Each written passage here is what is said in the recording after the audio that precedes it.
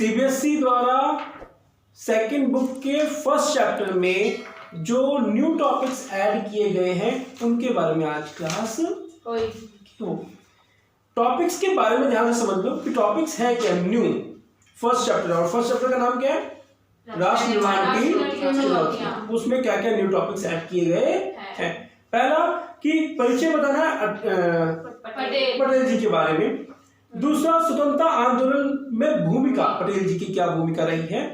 और बारडोली सत्याग्रह, खेड़ा आंदोलन, कांग्रेस के कराची अधिवेशन में सरदार पटेल की भूमिका, रियासतों का एकीकरण और statue of unity, Sardar Patel का लेखन कार्य और सम्मान और महत्वपूर्ण योगदान।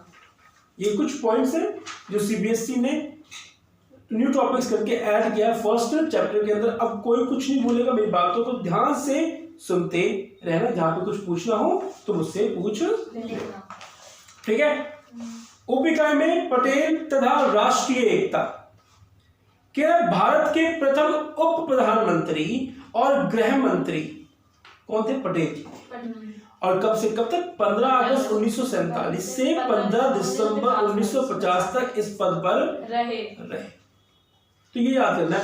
अब ये जो न्यू टॉपिक्स ऐड किए हैं सीबीएसई ने, 1 मार्क्स के क्वेश्चंस, 2 मार्क्स के क्वेश्चन, जो छोटे छोटे क्वेश्चंस हैं वो न्यू टॉपिक्स से बनते हैं।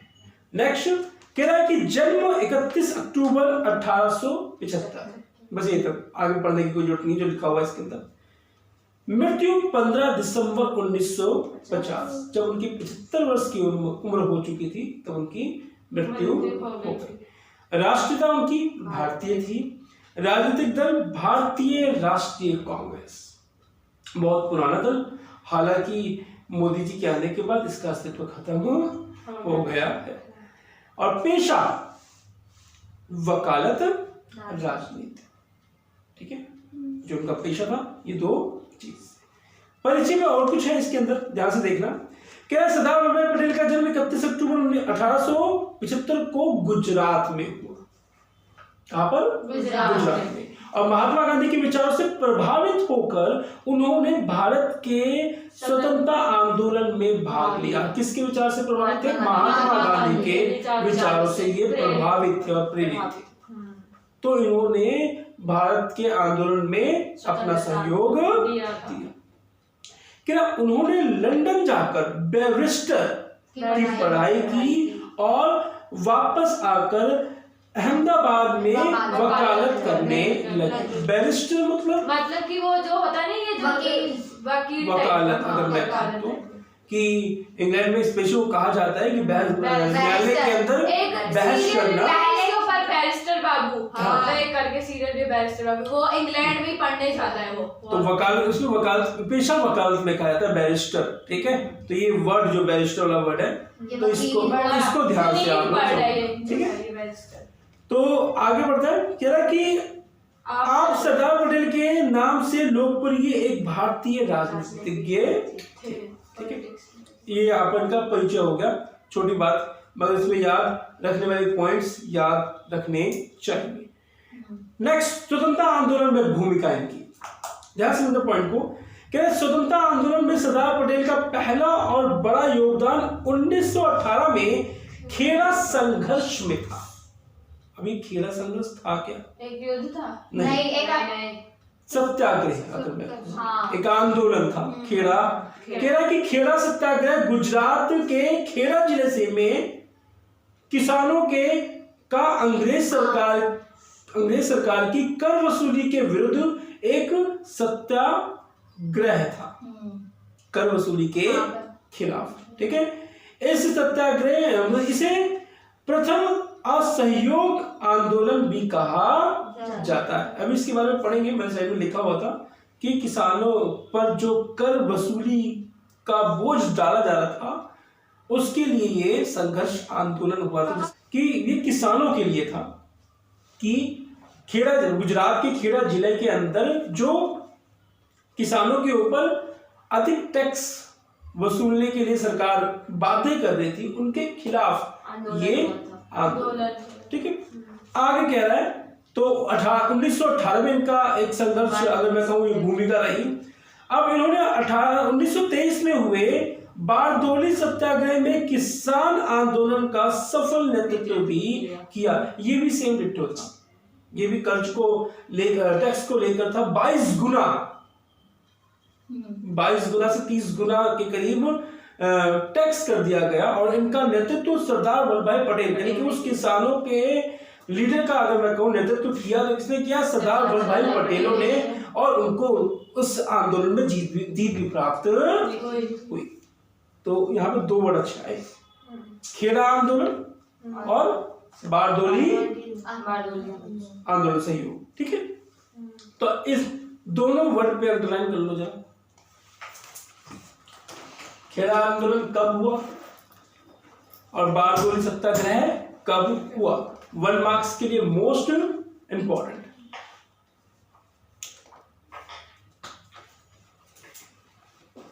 ठीक है, राइट साइड में आप देख रहे होगे चमकते हुए सरदार वल्लभ भाई पटेल का चेहरा। ठीक है, अब आ जाओ, कह रहे हैं कि बारदोली सत्याग्रह है क्या? जो मैंने तुम लोगों को बताया था किसानों को, वही बात यहाँ पे एक्सप्लेन करी हुई है इस बुक के अंदर। क्या भारतीय स्वतंत्रता संग्राम के दौरान वर्ष 1928 में गुजरात में हुए एक प्रमुख किसान आंदोलन का नेतृत्व सरदार पटेल ने किया। उस समय प्रांतीय सरकार ने, ध्यान से समझना इस बात को, उस समय प्रांतीय सरकार ने किसानों के लगान में 30% तक की वृद्धि कर दी। हालांकि इस बुक के अंदर 30% लिखा हुआ है, लेकिन मैंने नेट से सर्च मारा था, उसके अंदर 22% बताया जा रहा था। तो अब बुक का फेर है, एनसीईआरटी की बुक अभी पब्लिश नहीं हुई है, तो अगर हमें लिखना भी हो तो 22 to 30, ठीक है, 10 मार्क की। तो कह रहा है 30% तक की वृद्धि की थी और पटेल ने इस लगान वृद्धि का जमकर विरोध तो किया, मगर जमकर। सेकंड पॉइंट कह रहा है, इस आंदोलन की सफलता के बाद वहां की महिलाओं ने वल्लभ भाई पटेल को सरदार की उपाधि प्रदान की। वहां से उनको नाम मिला सरदार वर्ड, जो एक सरदार वर्ड मिला उनको वहां से मिला। कह रहा है आगे, सरदार पटेल को गांधी जी की अहिंसा नीति से प्रभावित किया। चलो, गांधी जी हमेशा अगर कहें तो वो हिंसा के मार्ग पर चले ही नहीं है, तो सरदार वल्लभ भाई पटेल क्या कहते हैं, प्रभावित गांधी जी से हुए। क्या इसलिए गांधी जी द्वारा किए गए सभी स्वतंत्रता आंदोलन, जैसे असहयोग आंदोलन, स्वराज आंदोलन, दांडी यात्रा, भारत छोड़ो आंदोलन जैसे सभी आंदोलनों में सरदार पटेल की भूमिका अहम थी। यानी कि उन्होंने गांधी जी का साथ दिया और गांधी के ही कारण दिया। अगर देखा जाए तो गांधी जी का अस्तित्व अच्छा था, इसलिए उन्होंने गांधी जी का साथ दिया। तो ये था बारदोली सत्याग्रह। 2 वर्ड हमने अभी तक नए आए हैं अगर देखा जाए तो न्यू कोर्स के अकॉर्डिंग, बारदोली सत्याग्रह और खेड़ा आंदोलन या खेड़ा संघर्ष, बात एक ही है। अब आ जाओ नीचे, फिर से खेड़ा के बारे में एक पॉइंट दे दिया गया कि आप लोग अच्छे से समझ जाओ। क्या ये आंदोलन मुख्य रूप से अंग्रेज सरकार से भारी कर में छूट के लिए किसानों द्वारा किया गया था। जो भारी कर अंग्रेजों ने लगाया था उसमें किसान क्या चाहते थे, छूट चाहते थे, तो उसके लिए उन्होंने संघर्ष किया था, जिसकी अस्वीकृति पर सरदार पटेल, गांधी एवं अन्य लोगों ने किसानों का नेतृत्व किया। जब वो किसानों ने आग्रह किया अंग्रेजों से, तो अंग्रेजों ने नामंजूर कर दी उनकी दरख्वास्त को। तब ये दिग्गज लोग उस आंदोलन में शामिल हुए। समझ नहीं बात? फिर से मैं वर्ड को रिपीट कर रहा हूँ। खेड़ा आंदोलन, बारदोली सत्याग्रह, बारदोली सत्याग्रह। खेड़ा आंदोलन कब हुआ?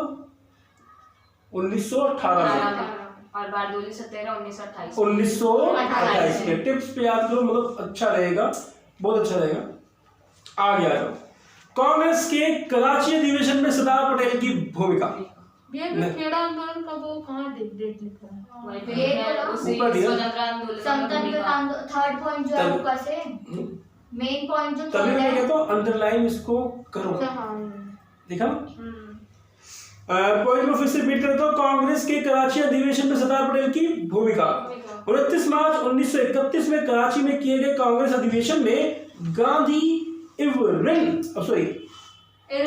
समझौते यानी दिल्ली समझौते को स्वीकृति प्रदान की गई थी। इसकी अध्यक्षता सरदार वल्लभ भाई पटेल ने की थी। क्या है कि इसमें पूर्ण स्वराज्य के लक्ष्य को फिर से दोहराया गया।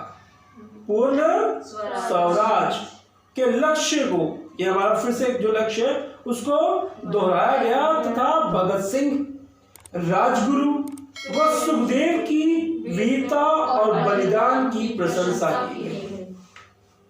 यद्यपि कांग्रेस के किसी भी प्रकार की राजनीतिक हिंसा का समर्थन न करने की अपनी नीति को दोहराया कि वो किसी प्रकार का क्या है हिंसक, हाँ वो नहीं तो करती है और ना वो करेगी अगर देखा जाए तो। उन्होंने फिर से ऐसा किया तो अपना वही अहिंसक विचारधारा को लेते हुए आगे बढ़े।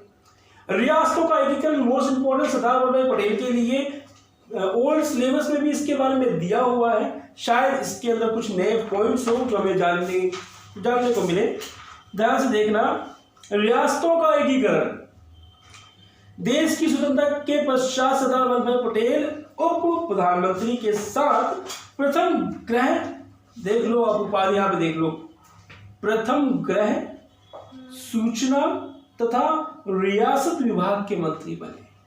एक ही व्यक्ति ने इतने पद संभाल के थे। 565 छोटी बड़ी रियासतों को भारतीय संघ में विलयीकरण करके भारतीय एकता का निर्माण किया। 565 रियासतों को। मगर अच्छा एक बात और थी, पलक सरदार वल्लभ भाई पटेल की मृत्यु कब हुई थी? पेज पलटना मत। 1950 और 1947 में वो जो क्या कहते हैं 1950 में उनकी मृत्यु हुई थी। तो हम लोगों ने यहाँ तक पहले ओल्ड बुक में पढ़ा हुआ था कि उन्होंने कुछ तो ऐसी रियासत, हाँ तो 1950 तक इस पद पर रहे, मतलब उस पद पे भी 50 नीचे लाइन देख, जब वो मृत्यु हो गई तो वो पद से तो हट गए ना। अच्छा, वो तो सारे पद से क्या जीवन के पद से हट गए। 15 तो वहां तक एक बात मृत्यु हो गई। ठीक है, कहाँ पे था मैं? मृत्यु कब हुई उनकी? नहीं मैं जो समझा रहा था कि 565 वो थे रियासतें। हाँ मैं ये बात बोल रहा था कि आजादी के बाद सरदार वल्लभ भाई पटेल तो लगे हुए थे रियासतों को एकीकरण करने में, मगर 565 पूरी की पूरी रियासतें उन्होंने चंद 2-3 रियासतें छूट गई उनसे। वो बाद में विलय हुई, मगर श्रेय उन्हीं को जाता है। काम तो उन्होंने किया ना, बाद में वो विलय हुई हैं मगर श्रेय उन्हीं को जाता है। तो कहा जाता है कि हाँ 562 रियासतें उनके जीवन काल में भारत में विलय हो चुकी थी। तो आगे बढ़ते हैं कि ना उड़ीसा से 23, नागपुर से 38 और कठियावाड़ में से 250 तथा मुंबई पंजाब जैसे 565 रियासतों को भारत में लाया। जम्मू कश्मीर, जूनागढ़ तथा हैदराबाद राज्य को छोड़कर सरदार पटेल ने सभी रियासतों को भारत में मिला लिया था। ये 3 रियासतें तुम्हें मालूम था, हमने ओल्ड सिलेबस में पढ़ा हुआ है कि इन्होंने सरदर्द कर रखा था मिलने के लिए।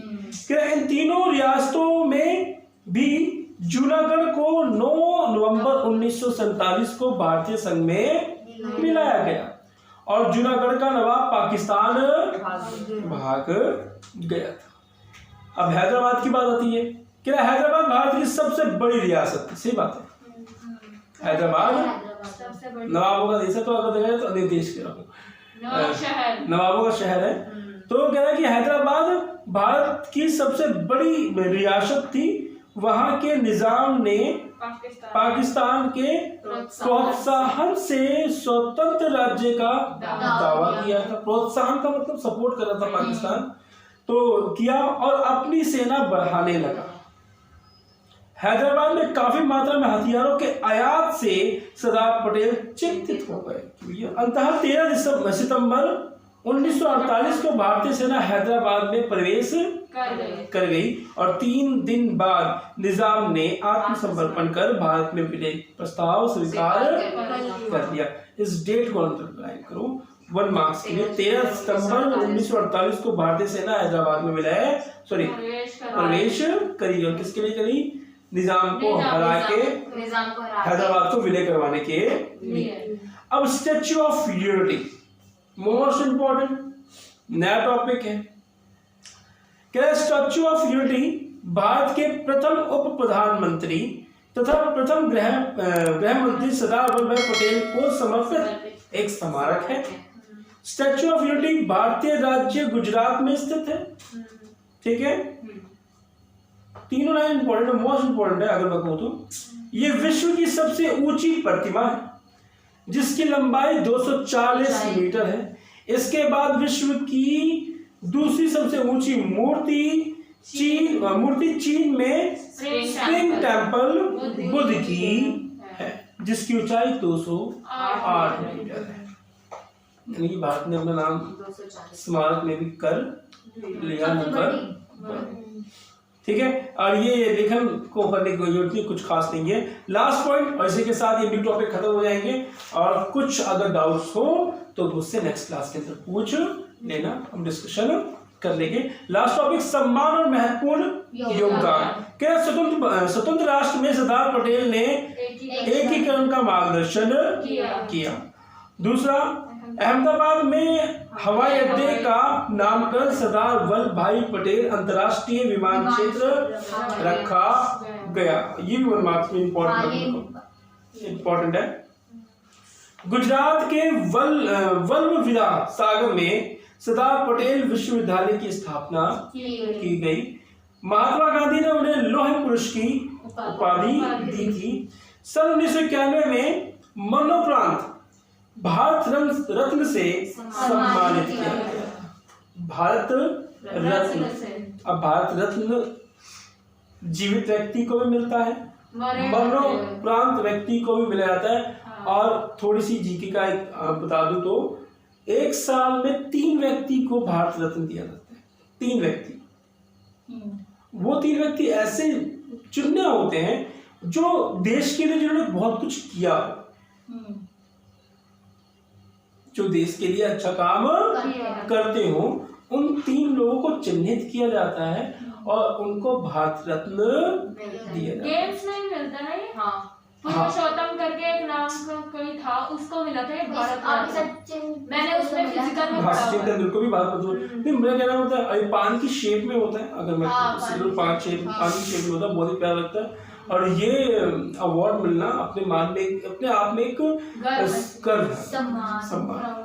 आगे, क्या सरदार वल्लभ भाई पटेल के नाम से गुजरात में एकता की मूर्ति स्टैच्यू ऑफ यूनिटी स्मारक बनाया गया है। ये हमने पीछे पढ़ लिया था। और लास्ट लाइन मोस्ट 1991 में मरणोपरांत, इसी के बारे में तो चर्चा करी कि उनको भारत रत्न से दिया गया, उनको भारत रत्न दिया गया। और 562 छोटी बड़ी रियासतों का भारतीय संघ में विलीनीकरण करके भारतीय एकता का निर्माण करना सरदार की महानता देन थी, महानतम देन थी। अगर सरदार वल्लभ भाई पटेल। तो इसी के साथ न्यू टॉपिक के टॉपिक्स भी समाप्त होते हैं। तो टॉपिक यहीं पे खत्म होता है। मिलते हैं नेक्स्ट क्लास में, और आप लोग से भी मिलते हैं नेक्स्ट क्लास में।